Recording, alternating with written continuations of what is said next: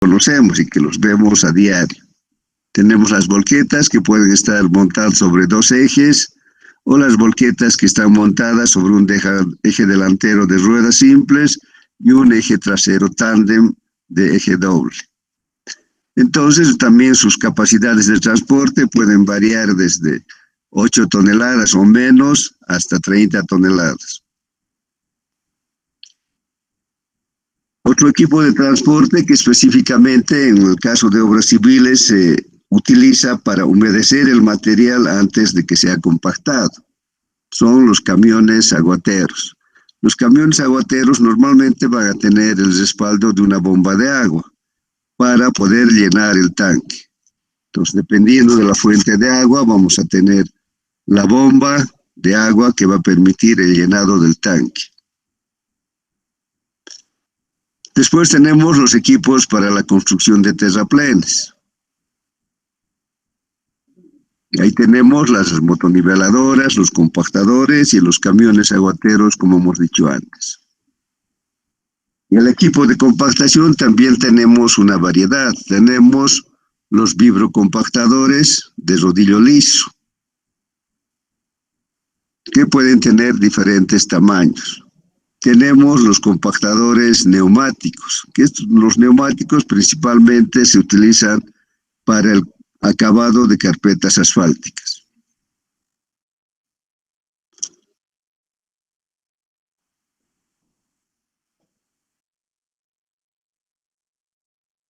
El equipo más importante en la construcción de terraplenes es la motoniveladora, que es el equipo que va a mezclar el material para que la humedad que deja el camión aguatero sea uniforme. Además va a conformar un espesor de capa para que el compactador pueda realizar el trabajo de compactación.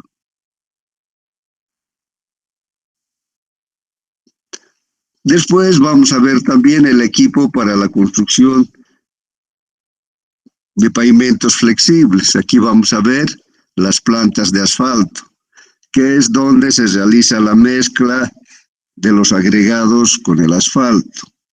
Hay diferentes tipos con diferentes también tamaños y modelos. Luego tenemos las terminadoras o pavimentadoras de concreto asfáltico, que pueden estar montadas sobre orugas o sobre neumáticos. Entonces, actualmente vemos con frecuencia estos equipos en las calles, en los trabajos que hace la alcaldía, tanto de carpetas nuevas como para el mantenimiento de las carpetas envejecidas. También en los pavimentos flexibles se utiliza el equipo de compactación, porque la mezcla que sale de la planta hay que compactarla y se compacta en caliente. Pues para eso primero vamos a tener el trabajo del compactador de rodillo liso y luego para hacer el terminado van a entrar los compactadores neumáticos. También, como un trabajo previo para la colocación de la carpeta asfáltica, vamos a tener el trabajo de los camiones imprimadores o también se llaman distribuidores de asfalto. Lo que hacen estas máquinas es regar el asfalto caliente sobre la capa base o la plataforma para constituir una capa de adherencia, de tal manera que la carpeta que viene encima pueda adherirse con facilidad a los materiales que tenemos en la plataforma. Entonces no es nada más que un camión donde en el chasis se ha montado un termotanque. A diferencia del camión aguatero, este es un termotanque que va a mantener caliente el asfalto para que pueda penetrar en una mayor profundidad sobre la plataforma, además para que no se vuelva viscoso. Tenemos también el equipo para la construcción de pavimentos rígidos. Ahí en la fotografía vemos la pavimentadora de pavimentos rígidos, que es un equipo bastante complejo que realiza todas las tareas de acabado que tienen que ver con el pavimento rígido. Pero el hormigón va a provenir de una planta de hormigón, lógicamente. Entonces el equipo importante que produce el hormigón ha de ser la planta. Entonces, en la planta se va a realizar el mezclado de los agregados, el cemento, Portland y agua, en las cantidades que se ha establecido en la dosificación. Entonces, ese material va a ser trasladado a través de los camiones mixer o volquetas hasta el sitio donde se está construyendo la vía y se va a dejar delante de la pavimentadora. La pavimentadora se encarga de remezclar, de uniformar y además de conformar el espesor correcto que va a tener el pavimento y además hace la compactación.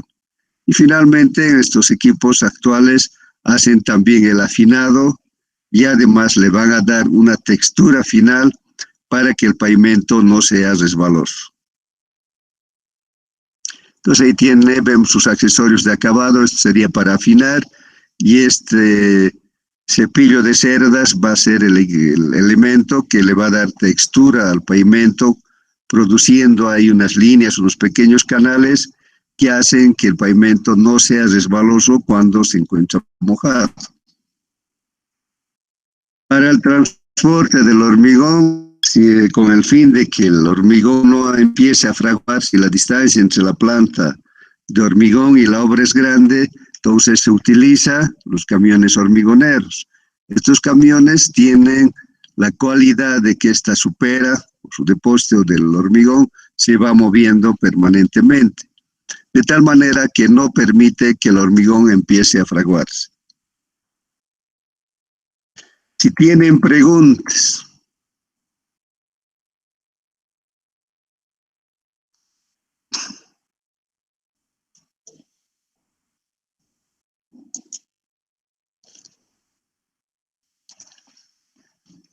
A ver, Teófilo, Chambilla, prende uno o dos equipos, principalmente, seguramente una excavadora, por ahí un cargador frontal y una volqueta que vaya sacando los materiales de la excavación de las fundaciones. En cambio, en la construcción de terraplenes tenemos la infinidad de equipos que hemos ido señalando inicialmente.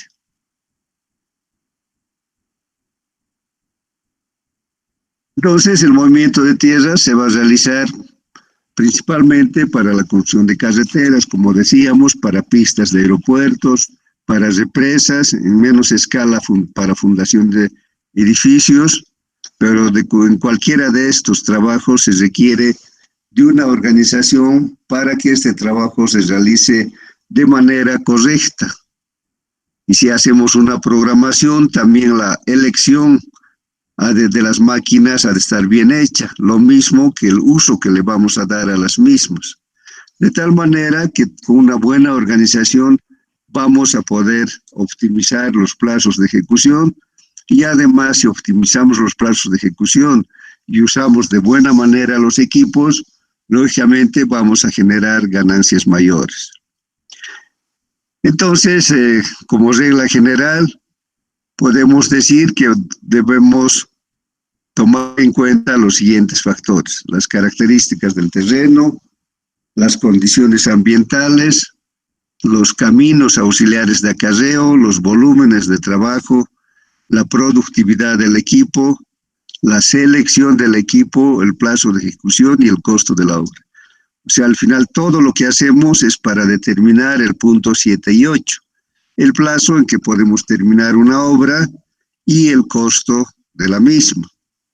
Si nos dan la responsabilidad de programar un trabajo, de preparar una propuesta para una licitación, entonces al que nos ha contratado y al que califica las propuestas, en realidad lo que le interesa es en qué tiempo se va a terminar la obra y cuánto va a costar la obra. Entonces, para eso tenemos que hacer esta organización y, lógicamente, ir aplicando los conocimientos que vamos a ir exponiendo posteriormente.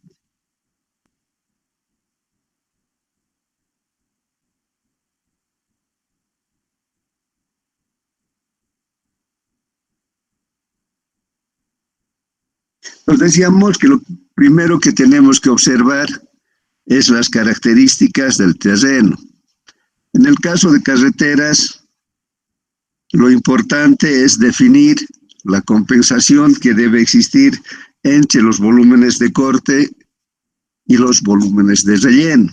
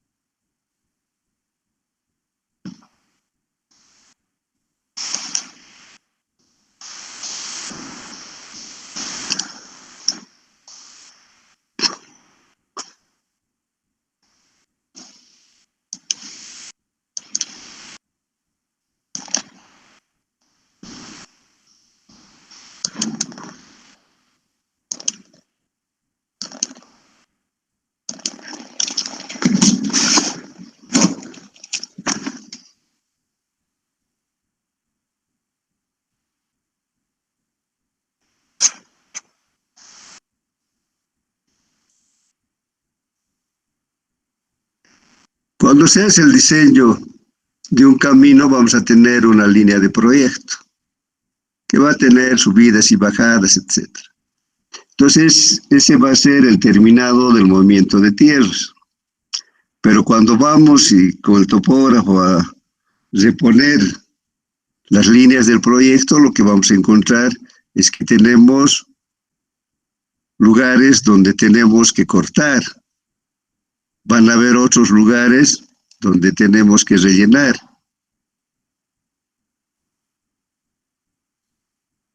Otros donde también tenemos que cortar y otros donde tenemos que rellenar. Entonces, lo que nosotros tenemos que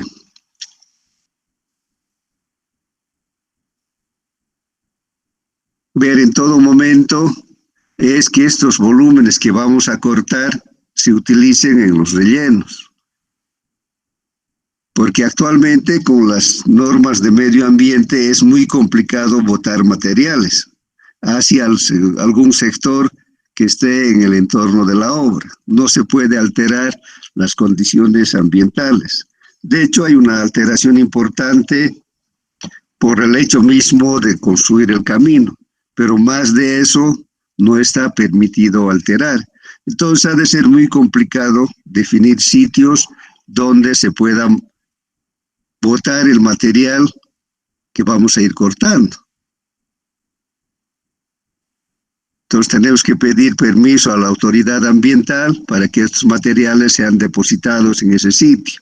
Además, una vez que se ha terminado de llevar el material, hay que uniformar de tal manera que el daño ecológico sea el menor posible. Por eso es que estos materiales nosotros en nuestra programación tenemos que considerar que debemos llevar hacia los terraplenes.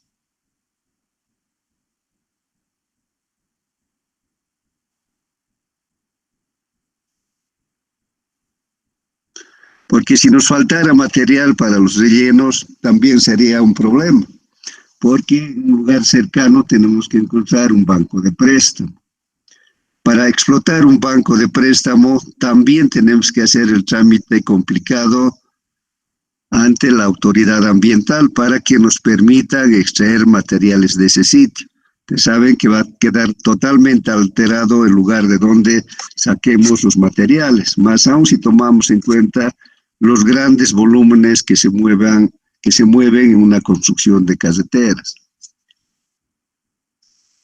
Entonces, la idea general ha de ser compensar que estos materiales que sacamos de la excavación los llevemos hacia los terraplenes que tenemos próximos. Entonces, de esta manera nosotros vamos a ir respetando las normas de medio ambiente. Además, vamos a ir haciendo que las ganancias de la obra sean mayores.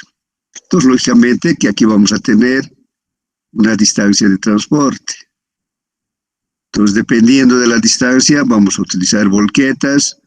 Si la excavación se hace con tractor, vamos a tener la necesidad de tener un cargador frontal para que cargue el material excavado y las volquetas para llevar el material hacia los terraplenes. En el peor caso, hacia los botaderos o vertederos, si es que los materiales que excavamos son mayores a los materiales que requerimos en los terraplenes. Entonces, la idea general ha de ser utilizar el material excavado en los terraplenes. Vamos a buscar un equilibrio entre corte y relleno.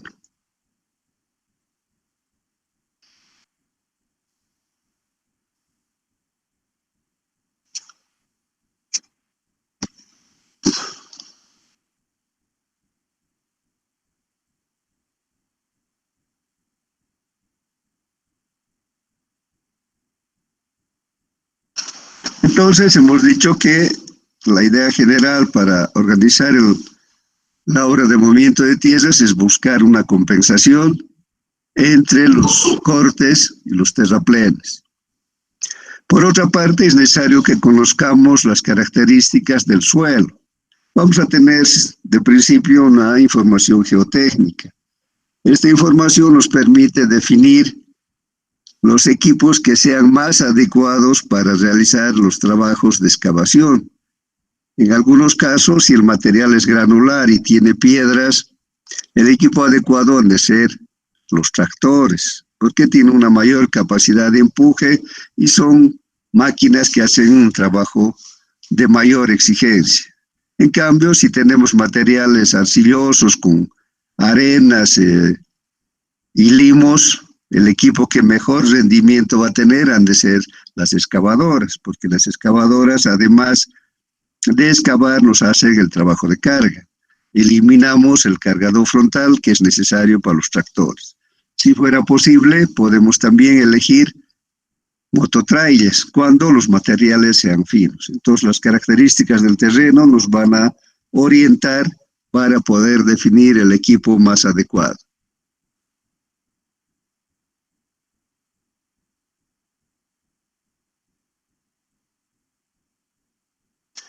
Luego, aunque pareciera que no es importante, hay que ver las condiciones ambientales. Principalmente tenemos que ver el régimen de lluvias. Además, tenemos que ver las temperaturas predominantes. Además, tenemos que observar si en el trayecto de la vía que estamos construyendo existen arroyos, pantanos, etc. ¿Por qué nos interesa el régimen pluviométrico? Nos interesa porque las lluvias afectan al plazo de ejecución. Como estas obras se hacen a la intemperie, a cielo abierto, lluvias muy intensas nos van a afectar, van a determinar en algunos casos que la obra se suspenda, que no se pueda ejecutar durante ese día, 2 días, 3 días, etc. Entonces, las condiciones han de ser muy diferentes entre una zona seca y una zona que sea muy lluviosa. Es lo que tenemos en nuestro departamento. Si nosotros vemos el valle, en el valle las lluvias son escasas. En realidad, actualmente con el cambio climático no se llega ni a 500 milímetros acumulados de agua al año. O sea, la cantidad de lluvia es pequeña. Pero ¿qué pasa en el trópico? En el trópico llueve entre 3.500 y 5.000 milímetros al año. Entonces, hay una diferencia muy grande. Además que las lluvias en el trópico son más frecuentes. En el caso del valle, prácticamente tenemos una época seca muy marcada, que puede empezar en abril y puede terminar en octubre. Entonces, en ese tiempo se puede trabajar sin ningún perjuicio a causa de las lluvias. En cambio, en el trópico no, porque también llueve en invierno. Entonces, esto nos da una idea de cuántos días hábiles de trabajo vamos a tener en Cochabamba. Seguro en Cochabamba vamos a tener, digamos, un perjuicio por las lluvias que no va a pasar de 2 semanas, de 15 días, los días de lluvia que sean muy intensos y que nos obliguen a paralizar las obras. Las lluvias principalmente afectan a la construcción de terraplenes. para compactar un material tiene que tener una humedad adecuada. No puede estar seco ni puede estar muy húmedo. Si llueve, el material se pone excesivamente húmedo. Entonces no se puede compactar, se vuelve como una gelatina. Entonces lo que vamos a hacer después de una lluvia es ir batiendo con la motoniveladora para que este material se exponga al sol y se pueda secar. Vamos a esperar a que seque hasta que esté próximo a la humedad que está determinada en la especificación. Entonces, si en Cochabamba tenemos un perjuicio de 15 días al año, seguramente en el trópico vamos a tener un perjuicio de 3 meses o más. Y eso es una afectación muy importante para el plazo de ejecución, porque si nosotros solo trabajamos 9 meses al año, entonces la cantidad de años que vamos a trabajar ha de ser mayor. Además, nos afecta en la parte económica salarial. A un operador, a nuestros trabajadores, no le podemos decir, este mes solo se ha trabajado una semana y te voy a pagar por una semana. El trabajador vive del salario que le paga a la empresa. Entonces, no interesa que haya llovido, que hayan trabajado menos días, etcétera. El patrón tiene que pagarle el mes completo. Entonces, lógicamente, hay una afectación también en la parte económica. Después, decíamos que las temperaturas también van a afectar. Principalmente si es un clima muy cálido, entonces las condiciones de trabajo no son las adecuadas. Entonces vamos a tener que hacer horarios especiales. Por ejemplo, empezar el trabajo a las 6 de la mañana, luego trabajar hasta las 12 y las horas que faltan podemos trabajar desde las 4 hasta las 7. De tal manera que las condiciones para el trabajo de los obreros sea el más correcto posible. Y si hace mucho frío también vamos a tener una afectación. Los equipos a diésel van a tener más dificultad para hacer el prendido inicial. Lógicamente, actualmente existen sprays, etcétera, para facilitar el prendido de las máquinas. Entonces, pero de todas maneras, va a haber una afectación al rendimiento de los equipos y también de los operadores.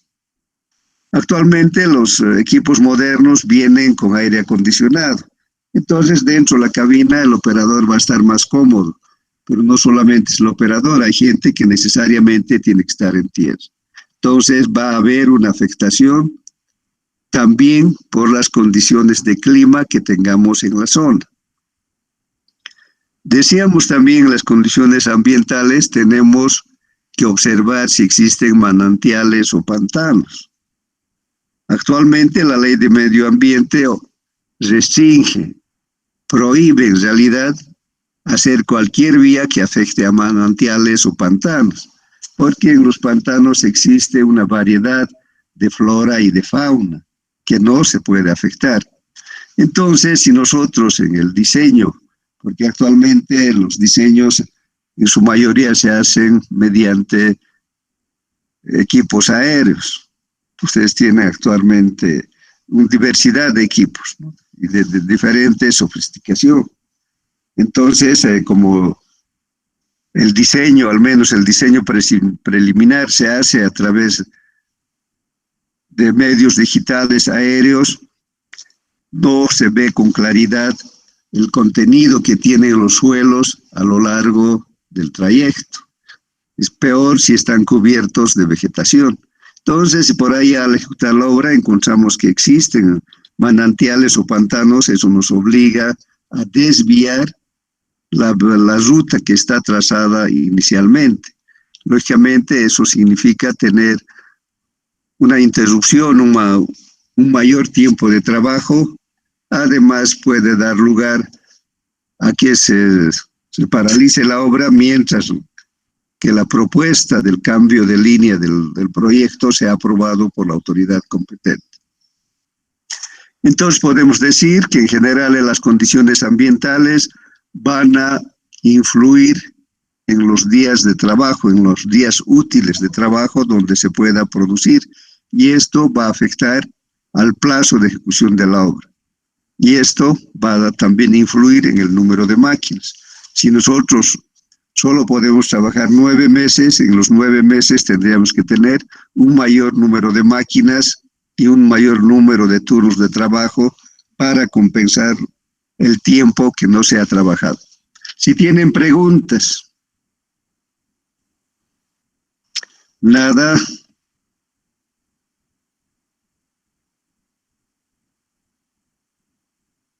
Otro tema que hay que ver de la organización de las obras de movimiento de tierra son los caminos de acarreo.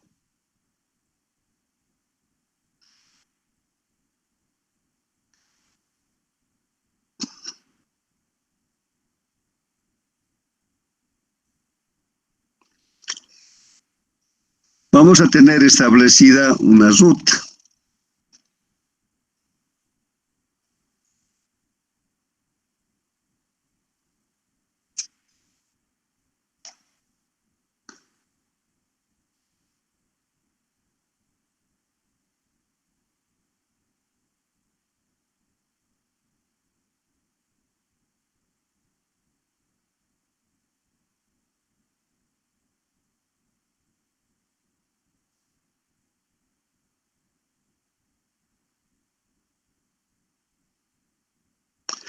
Ese sería el camino que debemos ejecutar.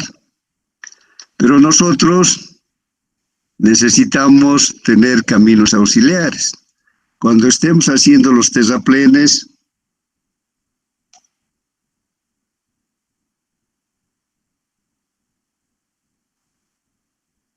necesitamos tener fuentes de agua. No lo vamos a tener en el borde del camino. Entonces, para llegar a los lugares donde están los terraplenes, necesitamos construir caminos. Entonces, este ha de ser un camino auxiliar.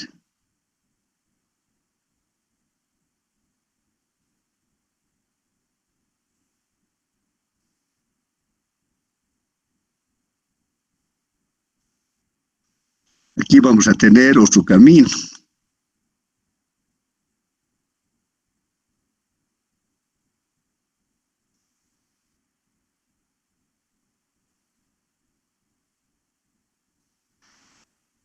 Puede ser que en general en las obras no se puede tener una compensación al 100% entre cortes y terraplenes. En general en nuestra zona, en la zona montañosa, los materiales de corte han de ser mayores.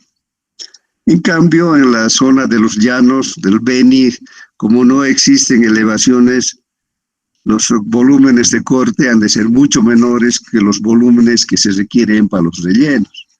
Entonces, para eso lo que vamos a hacer es disponer de bancos de préstamo.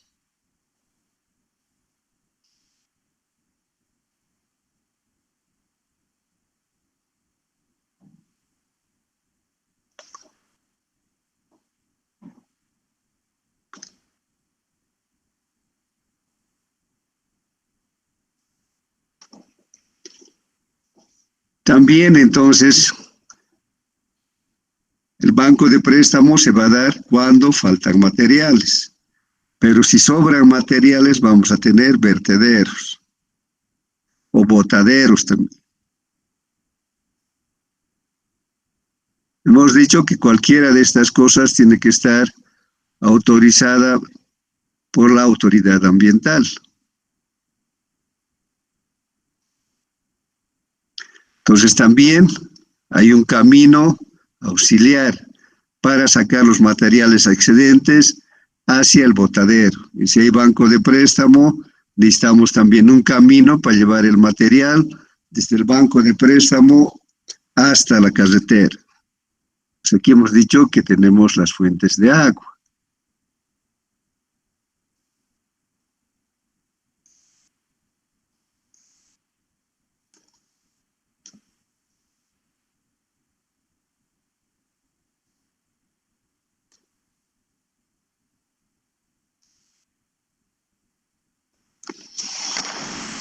Entonces, ¿por qué es importante considerar este tema? En los volúmenes de obra que nos dan desde la licitación, solamente figuran los trabajos que vamos a hacer en la plataforma del camino o de cualquier otra obra. O sea, van a estar contemplados los movimientos de tierras, desmonte, construcción de terraplenes, construcción de alcantarillas, etc. Pero todo sobre la plataforma del camino. O sea, a la empresa que contrata no le interesa cómo se va a ejecutar el trabajo. Entonces el constructor, una vez que se ha adjudicado la obra, tiene que pensar de dónde voy a traer el agua. El agua no lo va a encontrar en el borde del camino. Entonces va a ir buscando por ahí diferentes fuentes de agua para que la distancia de transporte sea menor. Entonces cada fuente que elija significa un camino auxiliar. Lo mismo se ve que en algunos sectores de la obra hay volúmenes excedentes, que hay más cantidad de material del que se requiere para los terraplenes. Entonces tiene que tramitar con la autoridad ambiental donde puede botar estos materiales, entonces ahí se va a formar un vertedero.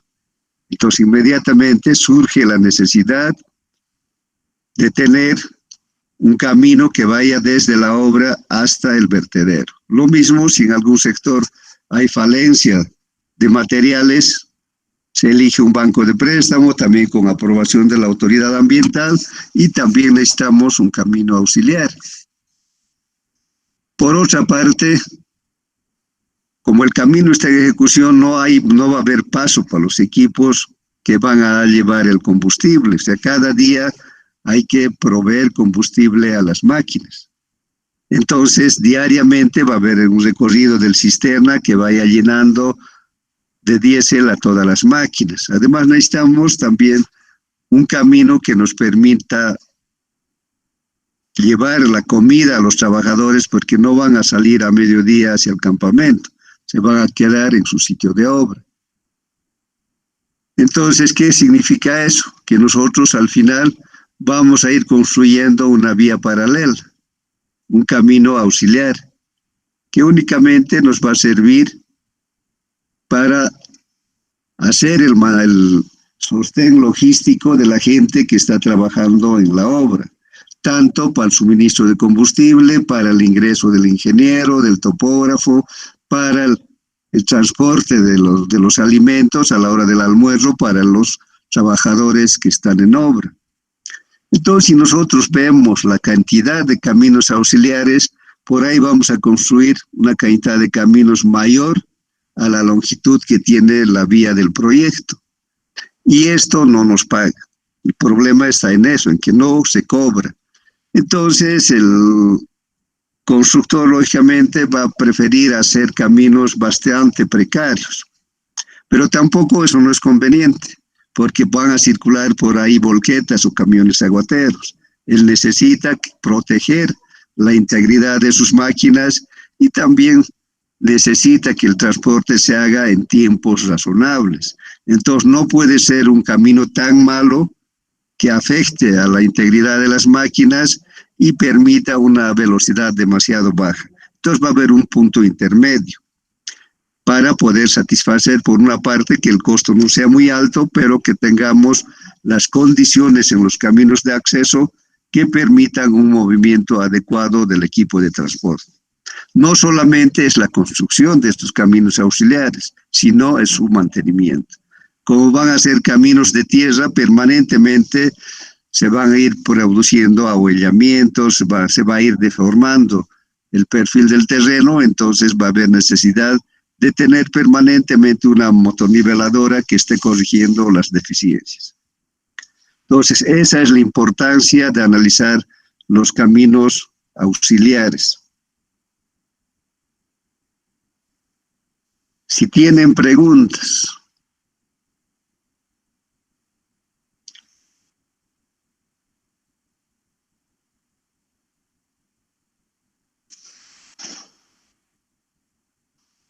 A ver qué me dicen al respecto.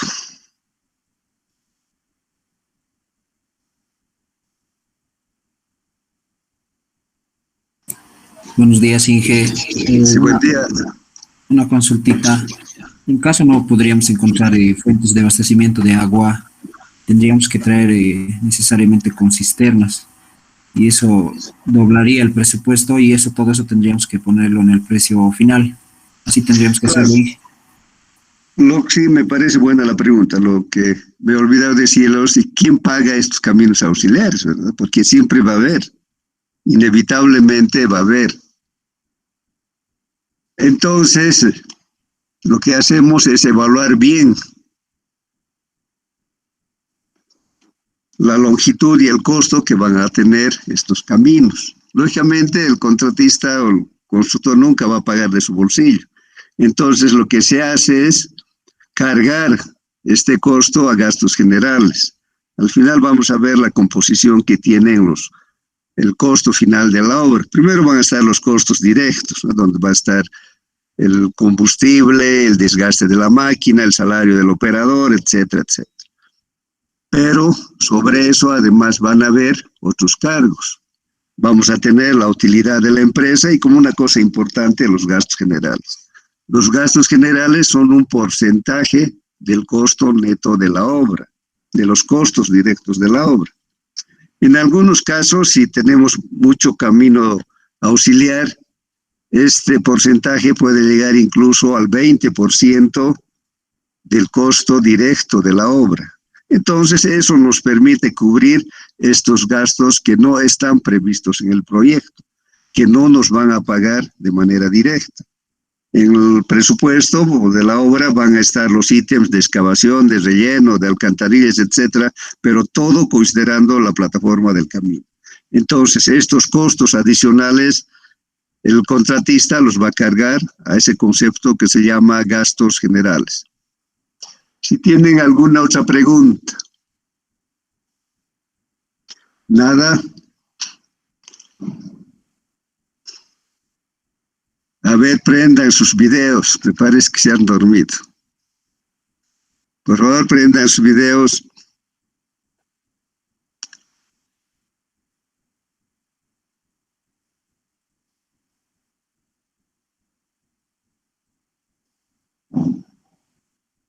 Este tipo de enseñanza es bastante complicado, ¿no? Porque realmente ustedes con más facilidad pueden distraerse, porque ustedes están frente solo a una pantalla, no es como cuando estamos presentes en el aula, donde todos nos estamos mirando. Por ahí, si se duerme alguien, podemos incluso hacerle una broma. Pero de aquí, desde la plataforma, es bien difícil, ¿no? Entonces, incluso para mí, porque yo tengo que permanecer solo mirando la pantalla, entonces no es agradable. Entonces, lo importante es que ustedes le pongan voluntad. Esta es una materia fácil donde ustedes pueden realmente sacar una nota alta. Entonces, para que ustedes mantengan su capacidad de atención, vamos a quedar ahí y vamos a seguir el día de mañana. Pues ya saben,